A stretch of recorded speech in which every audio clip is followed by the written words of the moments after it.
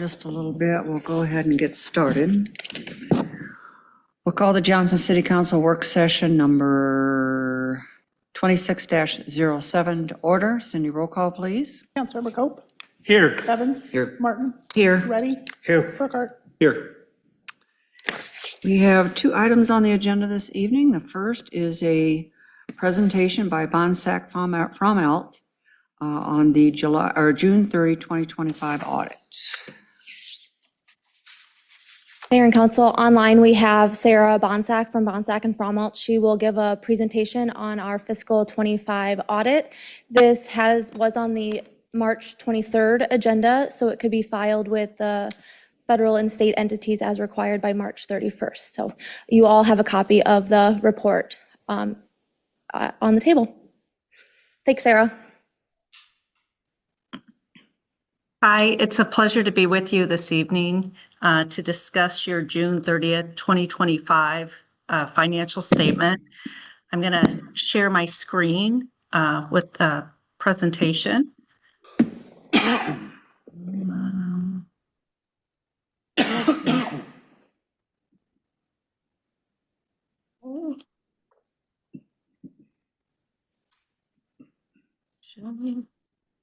Okay.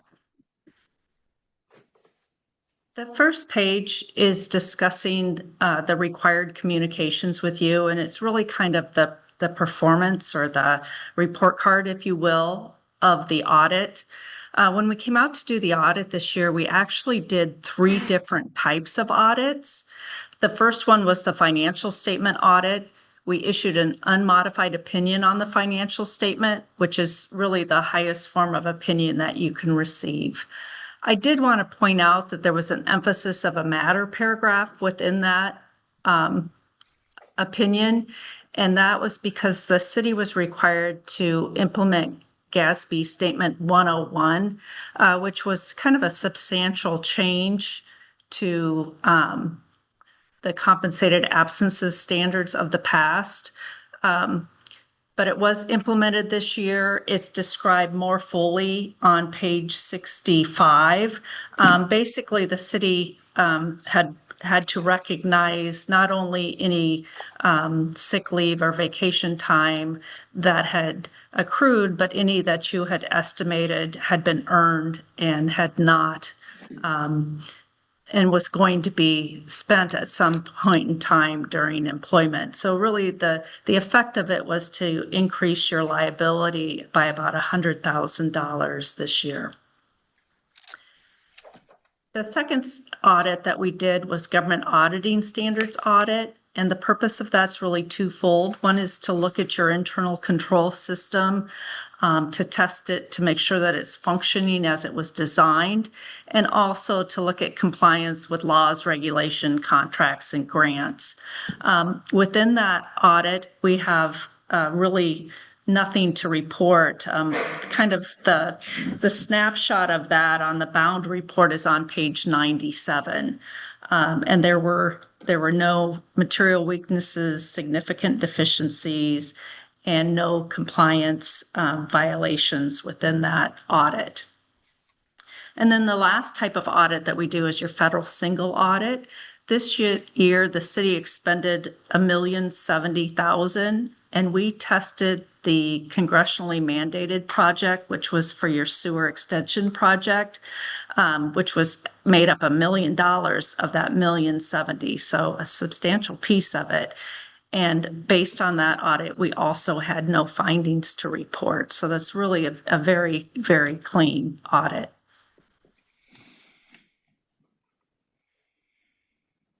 The next graph is looking at your governmental funds revenue.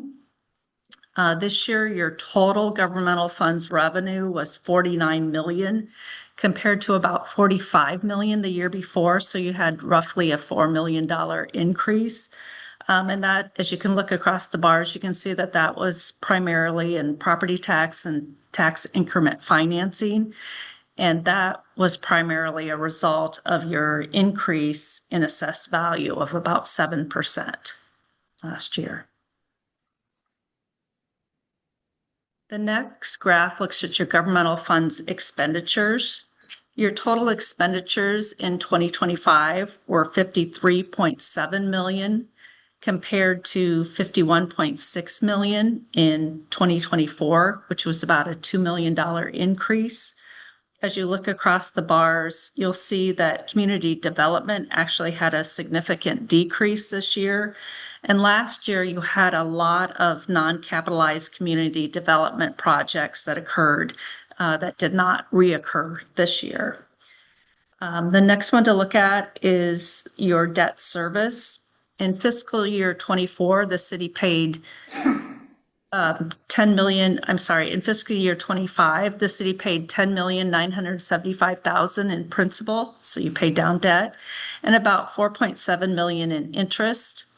And you issued about 23.3 million in general obligation debt. Your total bonded general obligation and revenue debt as of June 30th, 2025 was about 158.8 million, which matures in various amounts through 2045. And the next bar to look at is your capital outlay bar.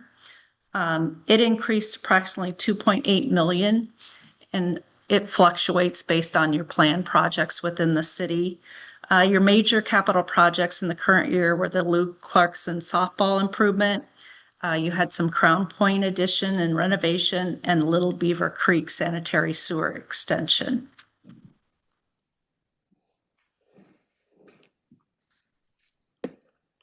And the last page is looking at your enterprise funds, your water, your sewer, and your storm water fund. The total water fund net position increased by 1.3 million. Your sewer fund net position increased by about 1.9 million, and the stormwater net position increased by about 1.4 million. That revenue includes capital contributions of about 1.8 million. That was from developer contributions and also projects that were funded by that capital projects fund that we talked about earlier. And the piece I look at for these enterprise funds is on the cash flow. And all three of these enterprise funds were able to generate positive cash flows from operations, which is a sign of health within those funds. And with that, I'm happy to answer any questions you may have. Does council have any questions for Sarah?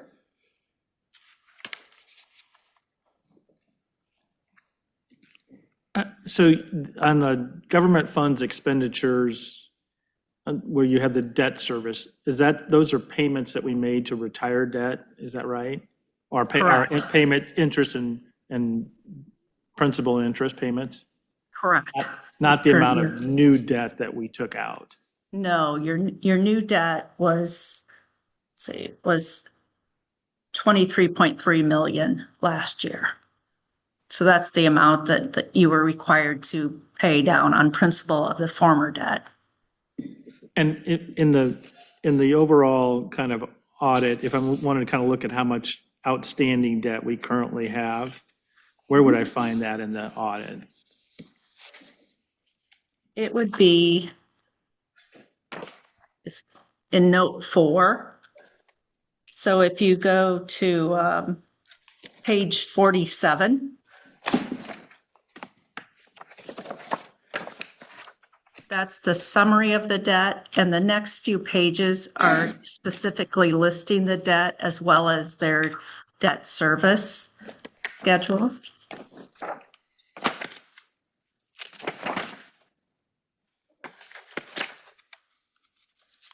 Perfect, thank you.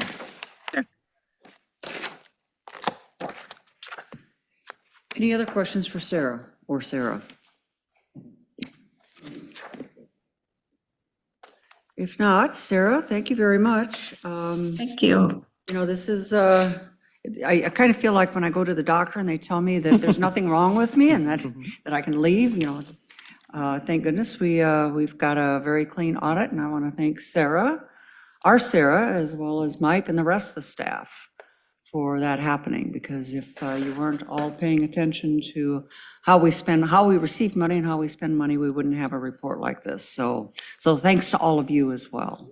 So, anything else, Council?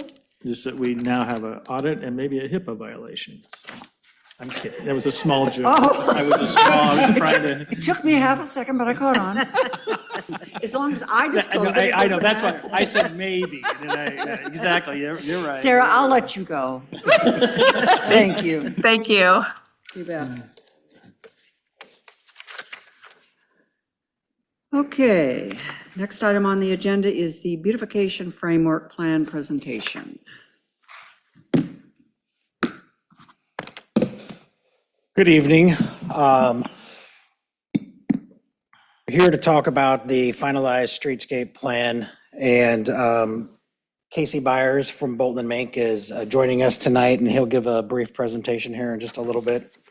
But kind of wanted to cover, last November, city staff and Bolton and Mink also presented kind of the final draft of the streetscape plan to the city council. We did receive comments and feedback at that meeting from the mayor and city council as well. Staff reconvened the working committee to discuss that feedback that we did receive. Items covered in that working committee after the November 17th meeting were code updates, strategies to improve the city's tree canopy, and how to incorporate more street trees. The plan was intended to focus on really arterial and collector roads rather than the residential streets, with the overarching goal of creating a guide to establish the CIP budgets for beautification strategies and identify those next steps for the city to work towards those goals. Residential street tree planting can be improved by implementing these goals. And they're also identified in this document as kind of that next step process as we keep moving forward. The plan is a living document and will help guide staff moving along with future discussions with the city council. Bolton and Mink has finalized the plan, which reflects the previous feedback, and will need ongoing coordination with the steering committee. Tonight, we will touch on where we've been, then focus on the strategies for gaining more street tree cover or more tree canopy cover throughout the city, where they were further refined since the November meeting and how we plan to guide this implementation. They'll also touch on items like the monumentation upgrades, the existing monumentation, as well as new monument signs and how this plan introduces conceptual strategies for that. We'll also review a list of the projects coming up in the CIP with costs, and then discuss the implementation maps along with the corridors. As this process continues, there will need to be future discussions for those next steps needing to occur with this planning document as policy discussions, community investment plans, and priorities evolve with the city council. So with that, I will go ahead and turn it over to Casey. Thanks, Matt. Good evening. Yeah, just to kind of kick this off, Matt did a nice job of introducing kind of the goals of the plan and kind of where we've been in the process. I was going to reiterate that this is a living document. He did a nice job of doing that already. But I do want to revisit kind of the core principles behind this as we get going here. And the first one was this idea of growing your community corridors and the idea of making them more tree friendly. This is one of the things that at the beginning of the process and through the community engagement became kind of a foremost importance of the plan. There was a lot of input regarding street trees and the idea of reestablishing tree-lined corridors, making new corridors tree-lined and new developments. So that was a fundamental principle of the plan that really kind of sets the tone for a lot of the strategies that are included in here. The other one was enhancing your existing monumentation and the incorporation of new. You got really good bones with your gateway monuments and the entry monuments into your community. That aesthetic carries through in other facilities like this one and improvements around this campus. So the idea was that we wouldn't necessarily have to replace monuments when they were in good shape, but we could rather find strategies to promote with this plan that could enhance those monuments and reflect Johnston's branding efforts that you've all been implementing elsewhere. And then the last thing is general landscaping enhancements at key locations. So there's specific locations, key intersections, kind of more of the urban corridors like Merle Hay. There's specific locations that make a lot of sense for an enhanced landscape aesthetic that would be in addition to the street tree corridors. So I'll just kind of jump into a little bit of where we've been. A lot of this information is not new. A lot of this information are things that you saw back in November. But I do want to highlight some of the preferred conceptual designs that came out of the design process specific to the landscape treatments. These are largely focused, again, on intersections and key pedestrian nodes that are closer to intersections. And these are the areas that are more prone to pedestrian interaction. So you can see in the bottom right there, that's a snapshot of kind of these pedestrian spaces where you could incorporate some features that would be replicated into potential monument upgrades and other aesthetics. But you can really start to see the heightened landscape planting design that would happen at specific locations. We also took a dive into the monumentation, as Matt said. Again, the idea was to take the pillars, the monuments, and the masonry work and find ways to adorn those, if you will. You can do that through various types of metalwork and artwork to reflect your city's brand. So this is simply one concept of how you could do that. And what the strategy here with the plan was to establish kind of a magnitude cost of what this would look like at each of these locations. So not that this is necessarily set in stone, but this shows you kind of the level of treatment that would make sense to add on to these features. There's an important next step that's defined in the document itself, and it talks about this being a launching point for final design. So while these things are conceptual in nature, they are a good basis for us to develop budgets for and incorporate budgets into future projects. But there is also an expectation that there's a level of flexibility with these. So while the design here shows different features, there will need to be a continued process for that into final design. And that's where I think certain nuances of those features could be refined further as you move forward.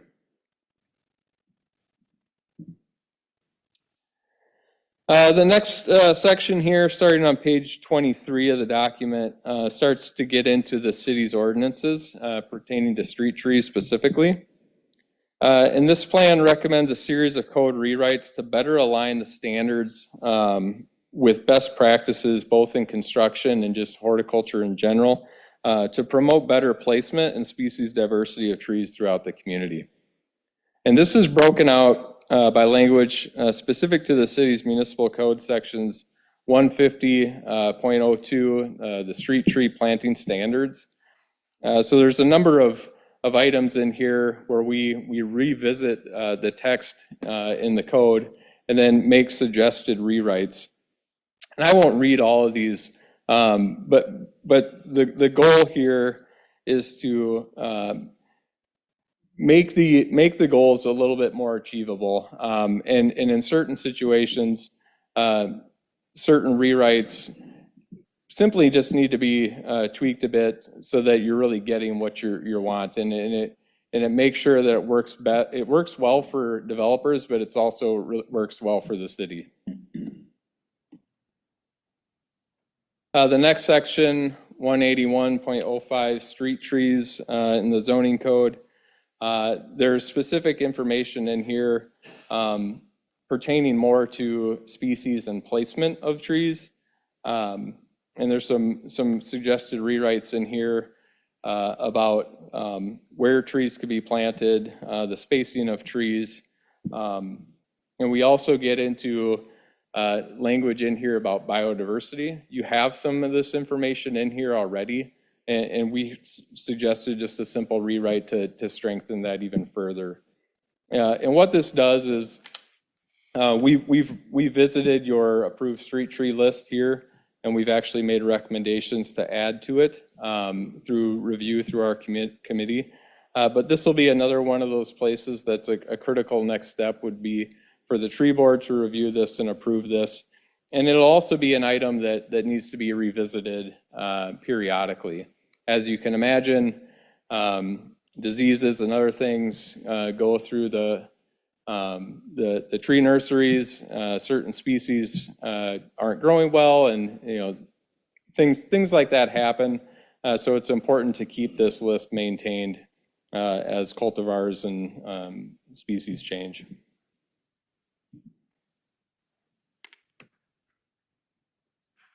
The next several pages here include a list of strategies that are specifically targeted at strengthening the tree canopy. And I'm not going to read all of these, but this shows you kind of a snapshot of how these are arranged within the document.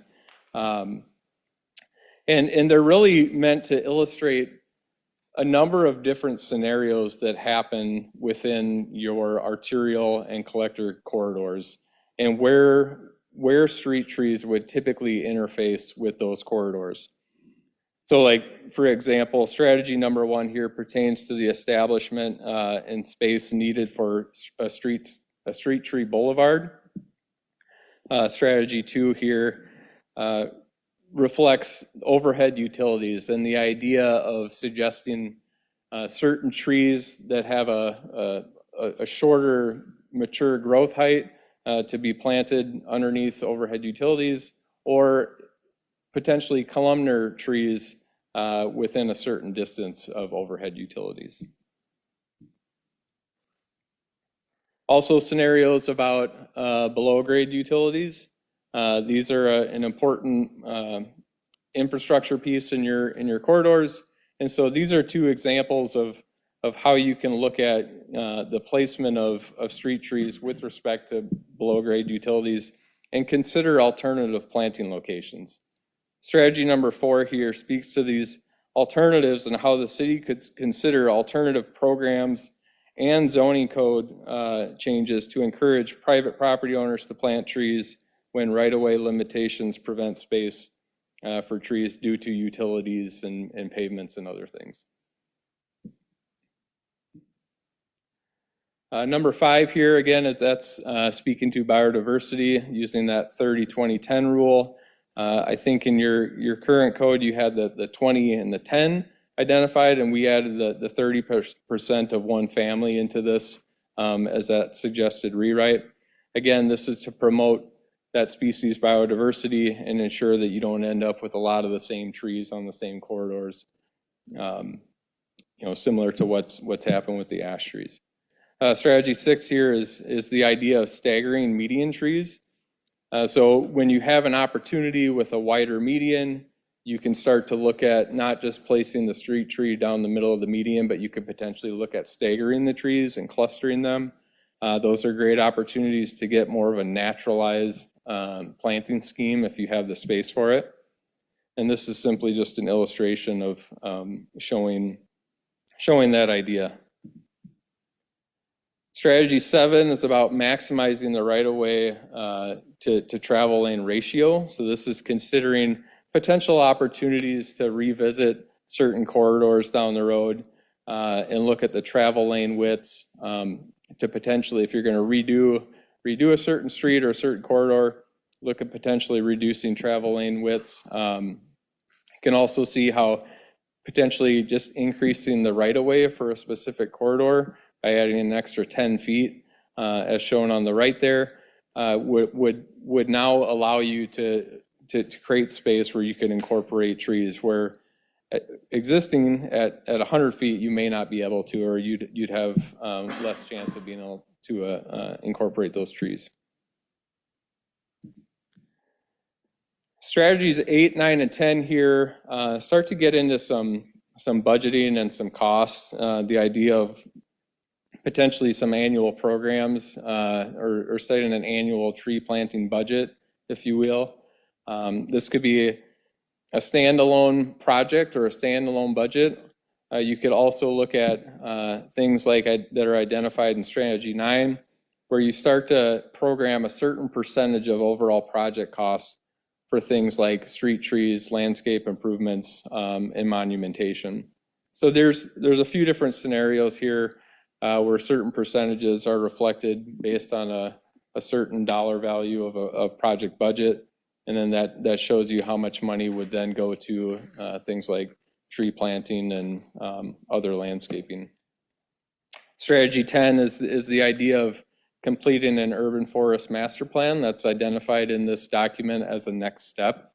We've included just a kind of a range of a budget price, that you could use to budget for that planning exercise in the future. But the goal with that plan would be to further dive into the existing tree canopy, really evaluate the health of your existing trees, and also look at ways that you can maintain those trees throughout the community in the future.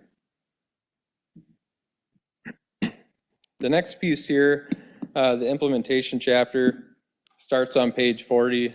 Again, a lot of this information was in the last version of the plan back in November, but we have kind of ramped up some of the communication style of the costs and how we're identifying certain projects throughout the community. But again, there's a number of costs associated here with things like yearly tree planting and maintenance expectations. And then we repeat some of the information in the previous section regarding those budgets. There's an implementation matrix or table in this section, pages 42 to 44. It's broken out into what we call residential and urban core. And residential is not referring to necessarily local residential streets, but it's more of these kind of arterial and collector corridors that are outside kind of the urban core. So they're connecting neighborhoods throughout the community. And that's how that information is broken out in this section. When you get into this chapter, we do have an overall corridor map that highlights specific project types, again, broken out by those residential corridors and the urban core corridors. And there's also an item in here in the legend about tree canopy only. So there's great sections along a lot of these roads, like 70th, for example, where you wouldn't necessarily have to apply, or we wouldn't recommend that you apply the same kind of landscape treatments and pedestrian nodes along that entire corridor. But it's an area that you could really strengthen the street tree canopy. And so that's highlighted in green here, the various areas throughout the community that were identified as being those places to try to find opportunities for additional street trees.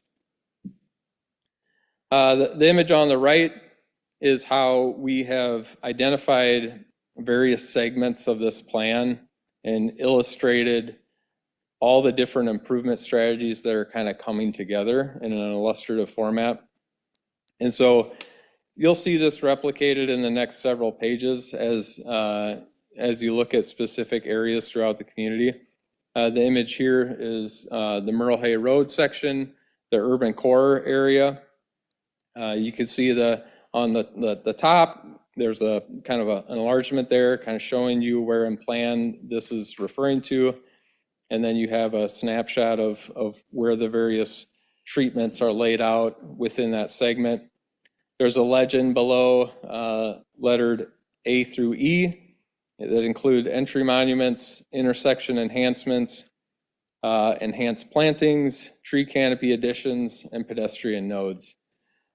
These 5 categories of treatments are replicated on each page for each segment. And then the images to the right with the corresponding letters are representative of these different treatment styles.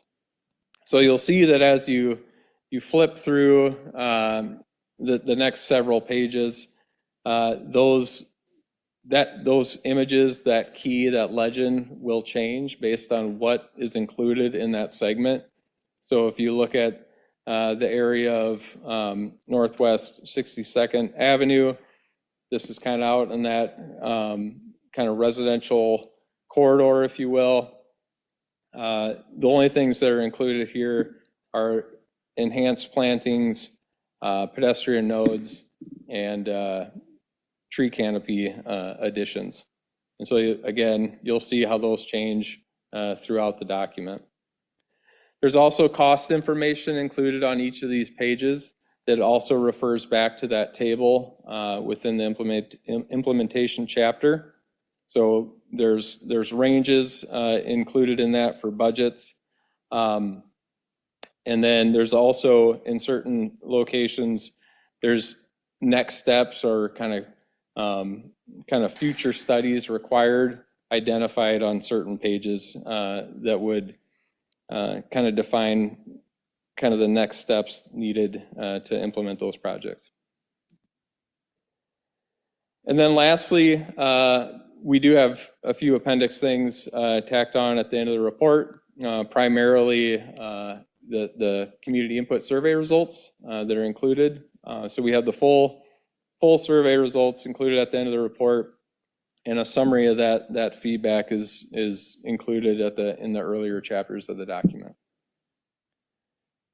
So with that, we will field any questions that you might have. Sorry. Or anything that I missed. Nope, you didn't miss anything, but one of the things I did want to, may have not come through in the brief presentation, so I just kind of wanted to open the actual full plan.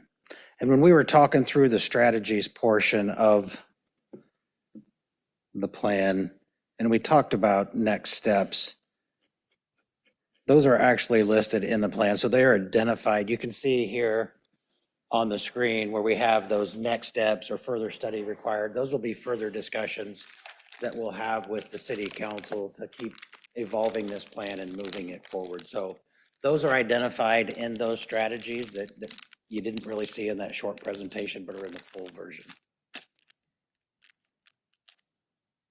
I just kind of wanted to point that out because we discussed it, but didn't really get to see it. I'd be happy to answer any questions. Does the council have any questions, comments? So one question I've got, so I'm kind of looking at your implementation, and so I'm looking specifically at just for frame of reference, the Northwest 62nd Avenue residential enlargement, where you've identified enhanced plantings, tree canopy additions, and pedestrian nodes. And then I go back up to page 41, which kind of, I think, highlights some of the costs and investment targets. So where would especially those pedestrian nodes fit into this budget? Where would they be funded as part of this, or is that funded someplace else? Which page were you on first, the enlargement? Well, the first was page 53, I think. It's where it talks about Northwest 62nd Avenue residential enlargement.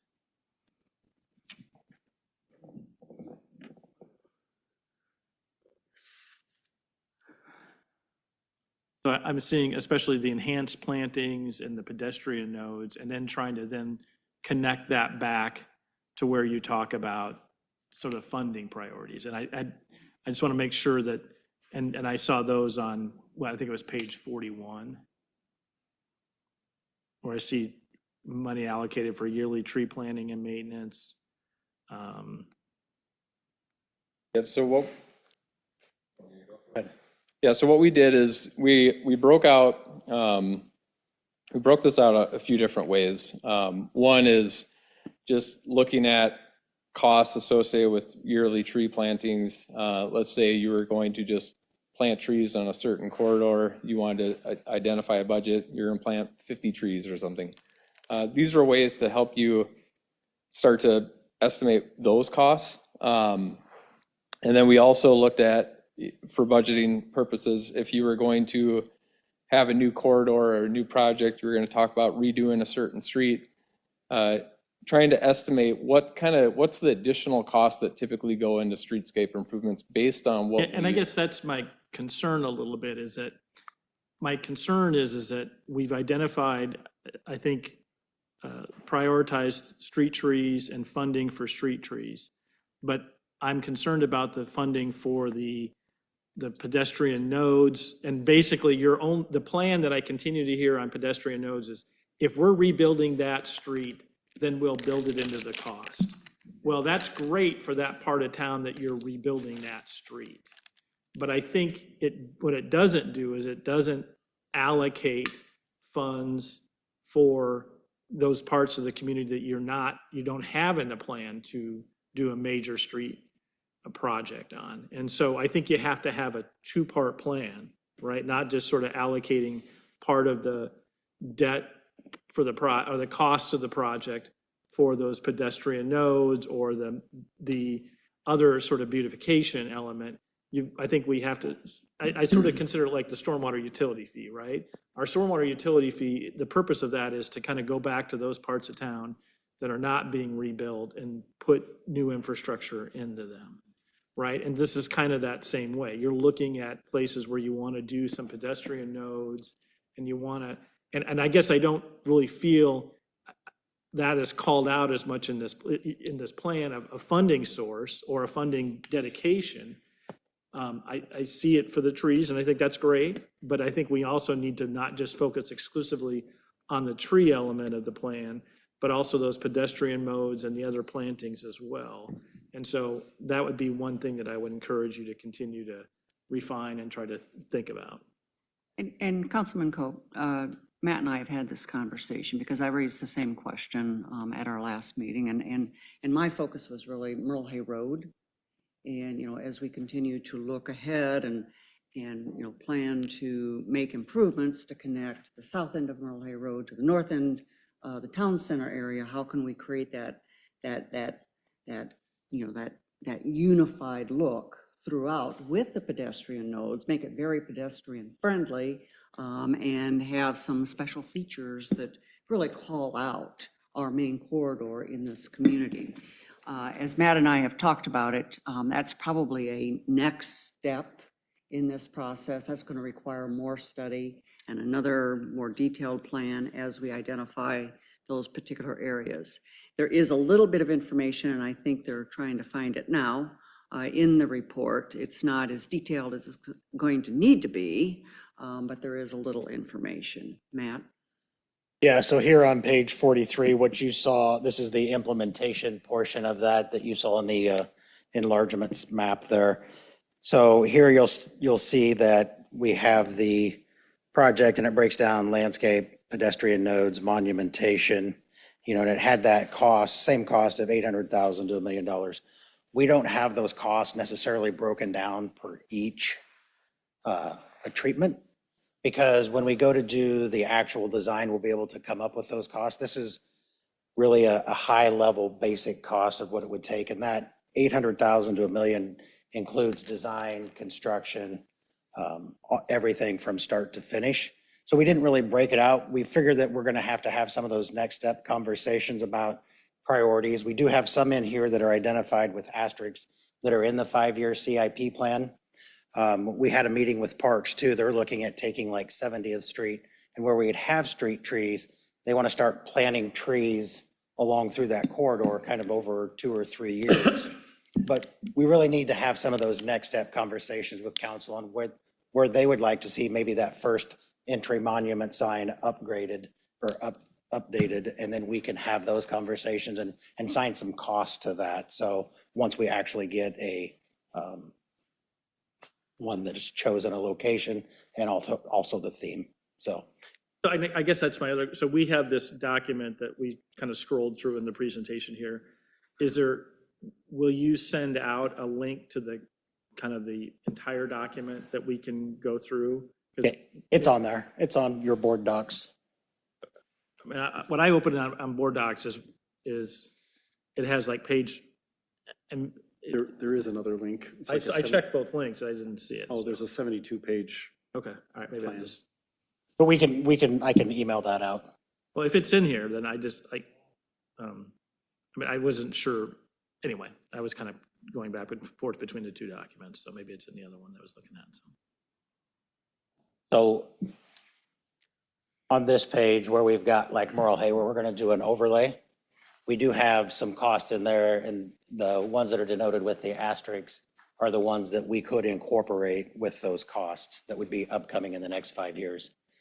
We did take a look at Merle Hay, and basically from Interstate 35 to 70th or just past 70th, that intersection, if we wanted to start like design on that corridor, you're looking at about $250,000 to $350,000, depending on how detailed we want to get. So that would be that corridor plan for that segment for that entire length. You could phase that in, and we could do 62nd to 70th where we're not going to have construction in the future, and then we could implement the southern portion at a later date. So we did get those costs. Thank you. Mayor, I have a couple of questions. Mr. Byers, is there I'm looking at a implementation suggestion on Northwest 86th in the urban core enlargement around page 50 or so. And there's a specific reason why I ask about that, because I think at our last meeting, or within our last two meetings, we approved funding for an overlay that's going to happen through a segment of that for 86th. And so, Matt, get comfortable, because you're at least on deck for answering more targeted questions toward that. But as I look at that plan, I see a cost of $1 to $1.2 million estimated at a high level, with a lot of different amenities identified within that small chunk.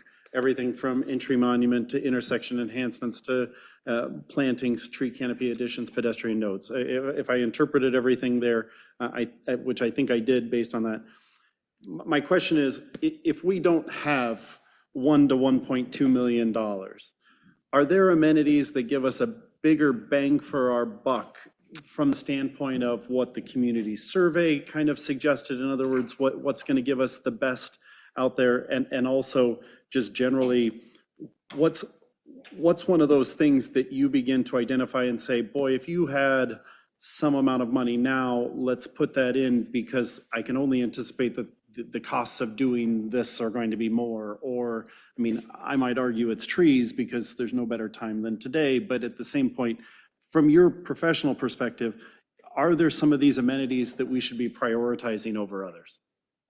I think that's a great question. And I think that, you think about exposure and the interaction with people, and, that being the biggest bang, right? People interfacing with the improvements. Nothing against street trees. I'm a landscape architect. I love planting trees. But in an area where you maybe have higher pedestrian traffic, people sitting at an intersection, I think that's where you maybe have a bigger opportunity to make a splash. So potentially at that intersection there of 54th and 86th, as it's shown in here, you could potentially just try to accomplish that. That landscaping scheme that we've identified in here is what we've used to establish those budgets. It's a pretty involved and detailed design. There's some hardscape in it. There's some softscape. There's the suggestions of incorporating lighting into some of these pillars and these vertical features. And so I think if budget, only allowed to do a portion of this, you could potentially start looking at just that intersection and seeing what you can accomplish there.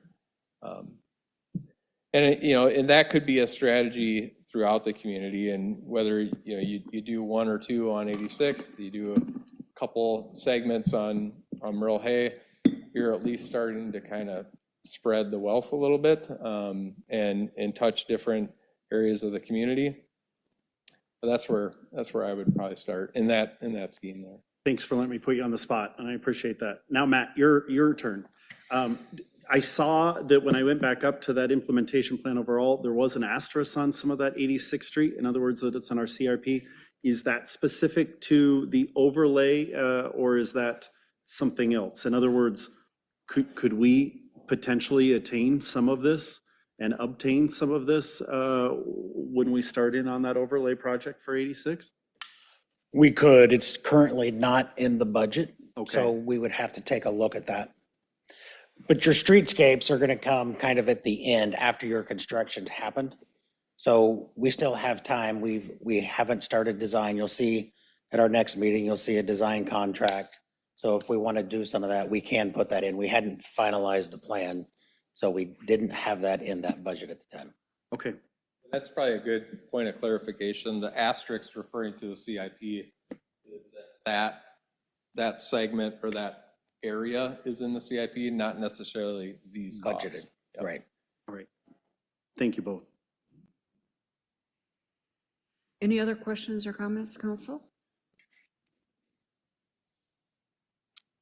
Well, I want to thank both of you for working so hard on this. I know it took a little, I think, longer than what we had anticipated that it was going to take. I want to thank Councilwoman Martin and Councilman Evans as well for their participation and valuable input in the process. So I think we've got a really good starting point here. A lot of good thinking has gone into this. It gives us a framework to work from. And I think, again, as we've discussed up here, as we identify those areas that we really want to key in on first, then we've got the bones to figure out, okay, what are the next steps? What do we want and how do we pay for it? So really appreciate all your work on this. Thank you. Thank you.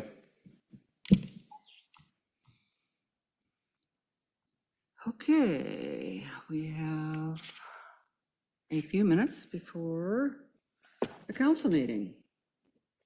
You can take another long break, council. The work session is adjourned.